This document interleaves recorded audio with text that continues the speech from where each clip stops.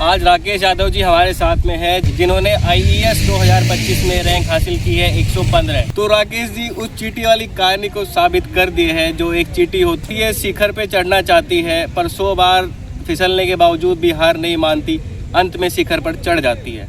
इसी ब्रांच है इनकी। तो भाई अब इनसे हम डिस्कशन करेंगे कि आपकी जो कैरियर जो इनका रहा हुआ है, एजुकेशन जर्नी है, इनकी कितनी मेहनत की है IAS निकालने के लिए, और काफ़ी PSU में काम भी कर चुके हैं राकेश जी। तो अभी इनसे डिस्कशन करेंगे। और काफ़ी जो आने वाले हमारे एस्पिरेंट्स है नेक्स्ट 2026 के IAS के, तो उनको कोई हेल्प मिलेगा तो इनसे तो टिप्स भी मिलेगा, तो हम शेयर करते हैं इनसे बातें। तो राकेश जी आपका कि एजुकेशन जर्नी आप स्टार्टिंग से बताएंगे अपना, कि आपकी स्कूलिंग कहाँ से हुई है, कॉलेज कहाँ से हुआ है, फिर आपकी जो तैयारी प्रिपरेशन आपने गेट वगैरह का भी किया होगा, फिर IAS के लिए आपने कितने साल दिए और कितनी मेहनत की आपने इस एग्ज़ाम को क्रैक करने के लिए, क्योंकि UPSC एग्ज़ाम कराते हैं IAS का। तो आप सबको पता ही है UPSC का एग्ज़ाम कितना कठिन होता है, उसको क्रैक करने में कितनी मेहनत लगती है, दिन रात की मेहनत होती है। तो राकेश जी से इस टॉपिक पे हम बात करेंगे। तो राकेश जी आप थोड़ा शेयर करिए, आपका स्कूलिंग कहाँ से, आप रहने वाले कहाँ के हो, सबसे पहले ये बताइए। मैं मूलतः रूप से बलिया उत्तर प्रदेश का एक छोटा सा गांव है भोपालपुर, मैं वहाँ का रहने वाला हूँ। और मेरी स्कूलिंग गांव के ही स्कूल से हुई है। 8वीं तक जूनियर हाई स्कूल अलग था, फिर 10th से 12th तक PD इंटर कॉलेज हमारे यहाँ रेवती के बगल में पड़ता है, वहाँ से मैंने किया था। फिर 12th के बाद 1 साल के लिए मैं BHU बनारस हिंदू यूनिवर्सिटी में एडमिशन लिया था, ग्रेजुएशन BSc के लिए, BSc ऑनर्स के लिए। फिर मैं वहाँ इंजीनियरिंग एंट्रेंस एग्जामिनेशन, उस समय हमारे टाइम में AIEEE का एग्ज़ाम हुआ करता था 2010 में। 2010 में, अच्छा। तो मैं AIEEE का एग्ज़ाम दिया, उसके थ्रू मुझे NIT इलाहाबाद मिला। मेरी ब्रांच जो थी इलेक्ट्रॉनिक्स एंड कम्युनिकेशन इंजीनियरिंग थी। तो आपने किस वर्ष में एडमिशन लिया था बीटेक कॉलेज में आपने? 2011 में लिया था, 2011 में। अच्छा, मैं NIT इलाहाबाद में एडमिशन लिया था। मेरी डिसिप्लिन थी MNIT इलाहाबाद ना? MNIT इलाहाबाद। हाँ। और उसके बाद मैं 4 साल वहाँ अपनी ग्रेजुएशन करने के बाद मैं 1 साल प्रिपेयर किया गेट और ESE का। तो उसके बाद 2016 में मेरा सिलेक्शन हो गया भारत संचार निगम लिमिटेड यानी BSNL में। JTO आप कब ज्वाइन किए थे? 2017 में ज्वाइन किया था मैं। BSNL ना? और ये तो आप कहाँ पोस्टिंग कहाँ थी आपकी BSNL में? पहली पोस्टिंग तो मेरी ट्रेनिंग हैदराबाद में हुई थी, और पहली पोस्टिंग पंजाब के पठानकोट में मेरी हुई थी, और इन बिटवीन कई जगह मेरी ट्रांसफ़र हुई। और अभी लास्ट टाइम जब मैं रिज़ाइन दिया था BSNL, तो मैं चंडीगढ़ में पिछले 3 सालों से था। और हमेशा से ही इंजीनियरिंग सर्विस मेरा ड्रीम था। PSU हमेशा एक बैकअप प्लान था, डेस्टिनेशन नहीं था।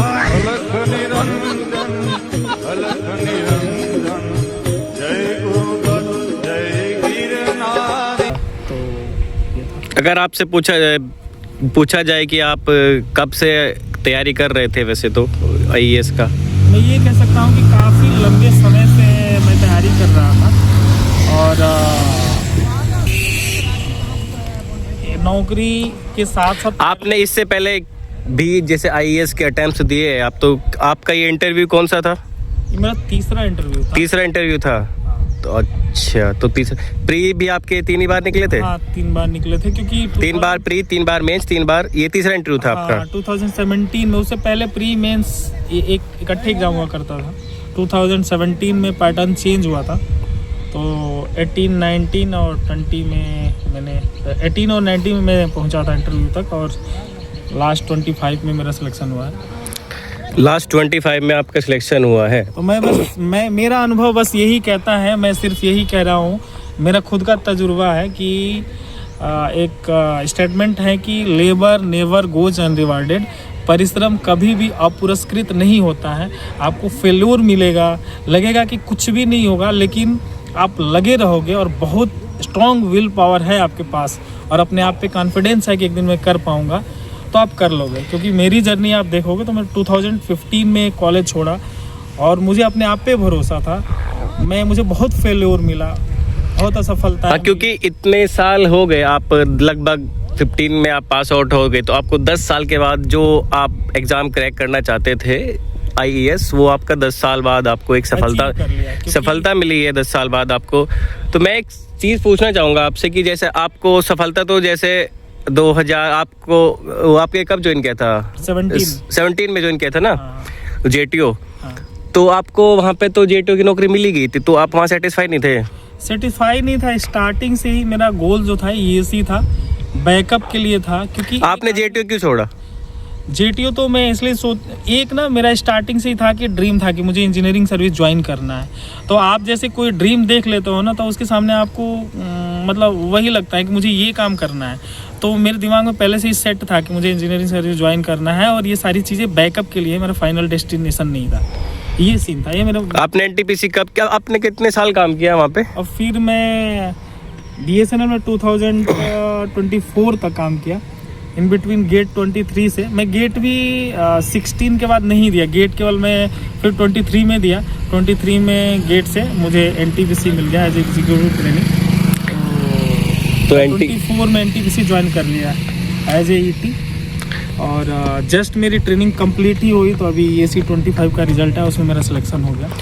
तो जो लड़के हैं अभी नए नए पास आउट हो रहे हैं, जो लोग तैयारी कर रहे हैं, आप उनके लिए इस एग्ज़ाम को क्रैक करने के लिए मतलब कोई स्ट्रेटजी बताना चाहोगे? मैं उनको यही कहूँगा कि आप बैकअप के लिए, अगर बीच में आपका ESE ड्रीम है, तो ESE को आपके ऊपर डिपेंड करता है, एक बार में नहीं भी होता है। तो आप ये कर सकते हो कि बैकअप के लिए कोई PSU ज्वाइन कर सकते हो, और continuous plan B hard work करते रहिए, प्लान बी रखिए बैकअप के लिए। और आपकी विलिंग पावर है और अपने आप पे भरोसा है, तो डेफिनेट आप एक दिन आप सफल हो जाओगे अपने मकसद में। क्योंकि मैं 10 सालों से, आप समझ सकते हो मेरी जर्नी को देखोगे तो कितनी अप्स एंड डाउन्स आए जॉब के साथ। और शादी भी आपकी हो चुकी नहीं, आप मैरिड हो ना? आपकी शादी कब हुई थी? हाँ, मैं शादी कर लिया था 23 में। तो जो हमारा इंजीनियरिंग सर्विस का स्टेजेस है, उसमें 3 स्टेजेस हैं, प्रीलिम्स, मेंस और इंटरव्यू। प्रीलिम्स एक्चुअली हमारे 500 मार्क्स के होते हैं, जिसमें 2 पेपर होते हैं। एक GS का पेपर होता है और एक टेक्निकल पेपर होता है। GS 200 का होता है और टेक्निकल 300 का होता है। तो GS में हमारे 10 सब्जेक्ट्स होते हैं। उसको आप, एक तो इंजीनियरिंग मैथमेटिक्स है, aptitude, material science, basic of energy and environment, ethics, project management, quality, ऐसे करके 10 सब्जेक्ट हैं। और वो सारे लगभग हमारे इंजीनियरिंग डिसिप्लिन से कहीं ना कहीं रिलेटेड है। और तो इसकी आपने कोई कहीं से कोचिंग ली थी आपने इस एग्ज़ाम के लिए, या आपने खुद आपका सेल्फ स्टडी था? स्टार्टिंग में मैंने लिया था, लेकिन जब मैंने लिया था तो उस समय क्या था कि पैटर्न ESE का अलग था 2015 में। अभी जो अभी आपने एग्ज़ाम दिया है 2025 के लिए, इसके लिए आपने कोचिंग ली थी कि आपका सेल्फ स्टडी था? मुझे मटेरियल लिया था मैंने कोचिंग का, तमाम कोचिंगों का PDF वगैरह लेकर के। वो पहले से ही होगा ना आपके पास, या इस साल भी लिया था? नहीं, वो पहले वाले ही थे, मैंने नया कुछ नहीं लिया था। और चीज़ें सेम ही हैं, वो स्टैटिक कह सकते हैं, वो स्टैटिक पार्ट है। करंट अफेयर केवल डायनेमिक होता है, जो चेंज होता रहता है। और बाकी PYQ है, तो एक आइडिया आ जाता है प्रीवियस ईयर क्वेश्चन से कि क्या क्या मुझे पढ़ना है। PYQ मस्ट है ना एग्जाम के निकालने के लिए? PYQ आपका 50% प्रिपरेशन कंप्लीट करा देता है, और बाकी प्रैक्टिस। तो अगर कोई लड़का तैयारी करना चाहे, ये आप सपोज करो उसके 1 या 2 साल में निकालना हो, तो आप उसके लिए आपको मतलब क्या टिप्स देना चाहोगे? आप वो कितना घंटा पढ़ाई करे, कैसे पढ़ाई करे? देखिए, जैसे जो, क्योंकि आपको लगभग, मेरे को लग रहा है आपको काफ़ी टाइम लग गया, जैसे 8-10 साल जो आप बता रहे हो। आप अगर किसी को ये टिप्स दो कि आपको इतना टाइम ना लगे, तो कहाँ गलती आपने की होगी जो वो गलती कोई एक जो वो लड़का जो तैयारी कर रहा है वो ना करे?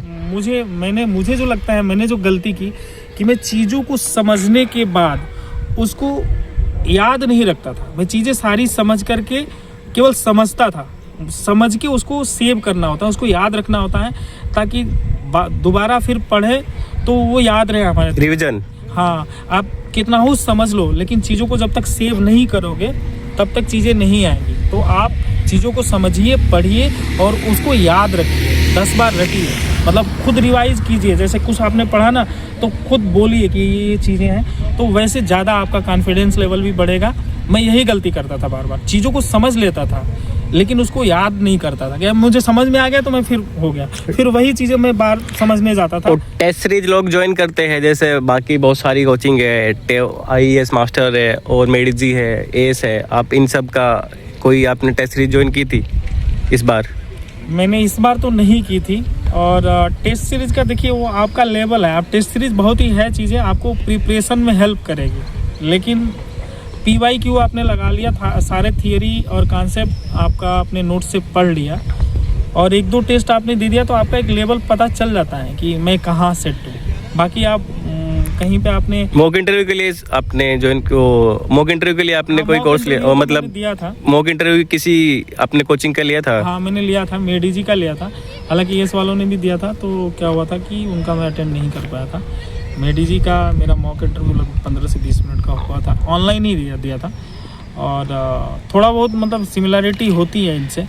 जैसे मेन जो है इसमें आपका जो एग्ज़ाम होता है, टेक्निकल जो आपका सिलेबस है इसमें उसका वेटेज ज़्यादा रहता है टेक्निकल का, तो आपको नहीं लगता कि अगर आपका हमारा टेक्निकल ज़्यादा अच्छा हो, आप उसी के बेस पे आप अपना ये एग्ज़ाम निकाल कर आप क्लियर कर सकते हो? बात बिल्कुल आपकी सही है, लेकिन बात ये है ना कि वो टेक्निकल सबके लिए ही है। तो जो चीज़ हटके है जैसे GS है तो उसमें हमारा स्कोर करना बहुत इम्पोर्टेंट है। तो टेक्निकल सबके लिए ही है और उसमें स्कोर नहीं करेंगे क्योंकि ये ऐसा पेपर है जिसमें लगभग हर स्टेज की वेटेज सेम है। प्री और मेंस का लगभग सेम वेटेज है, 500 और 600 का। तो प्रीलिम्स में हमें स्कोर करना है, केवल कट ऑफ क्लियर नहीं करना है, क्योंकि फाइनल सिलेक्शन और रैंक हमारे प्रीलिम्स के मार्क्स पर डिपेंड करता है। तो इसलिए हमें GS को भी ढंग से पढ़ना है और GS में सारे सब्जेक्ट को हमें नहीं लगता कि हर डिसिप्लिन के सब पढ़ पाएंगे, इसलिए आप अपने 5 या 6 सब्जेक्ट को फिक्स कीजिए कि ये मेरा डोमेन है।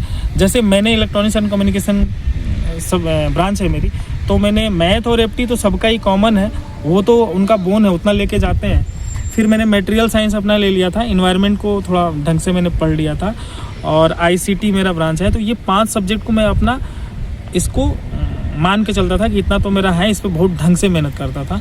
और बाकी जो है लेकिन छोड़ के मत जाइए हर चीज़, ताकि कुछ क्वेश्चन ऐसे आ जाते हैं ना कि केवल आपने पन्ना पलटा है तो वो चीज़ें लाइन बाई लाइन क्वेश्चन होते हैं, एक बार देख लेना चाहिए।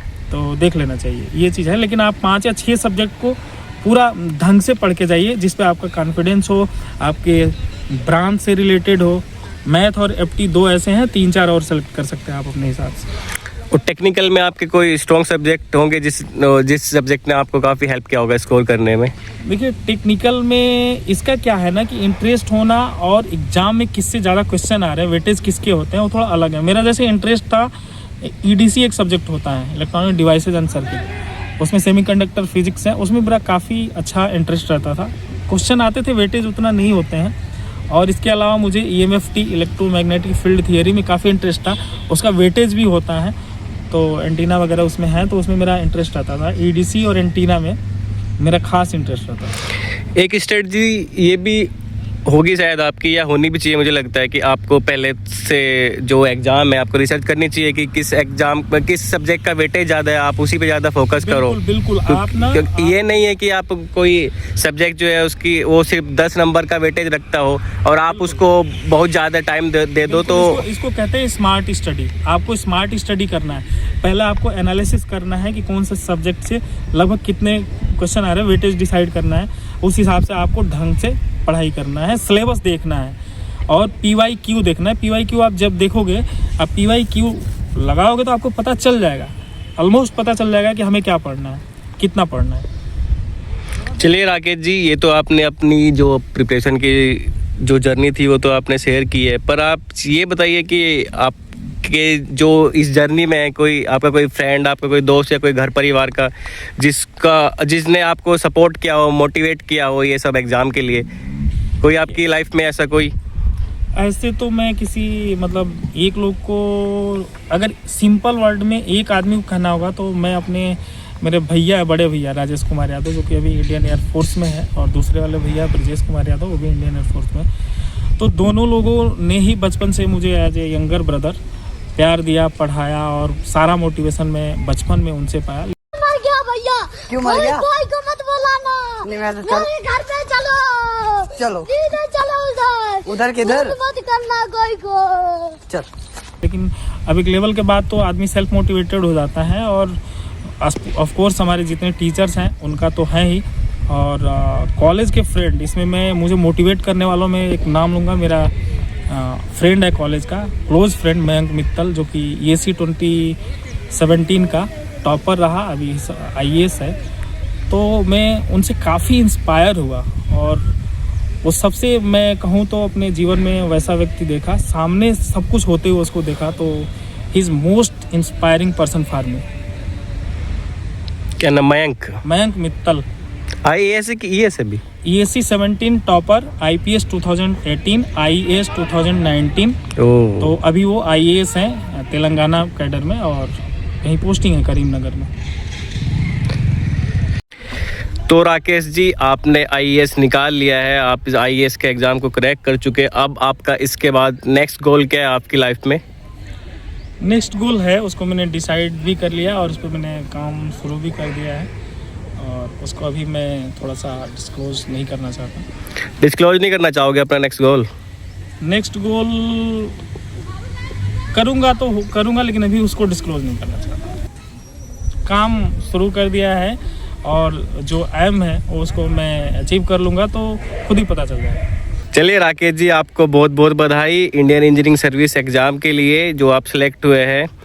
आपका फ्यूचर ब्राइट हो, आप ऐसे ही ऊंचाइयों को छुए, आपको बहुत सारी सफलताएं मिले। बहुत बहुत शुभकामनाएं। बहुत बहुत धन्यवाद आपका, बहुत बहुत धन्यवाद, थैंक यू। ओके दोस्तों, इंटरव्यू ख़त्म करते हैं राकेश जी का यहीं पे।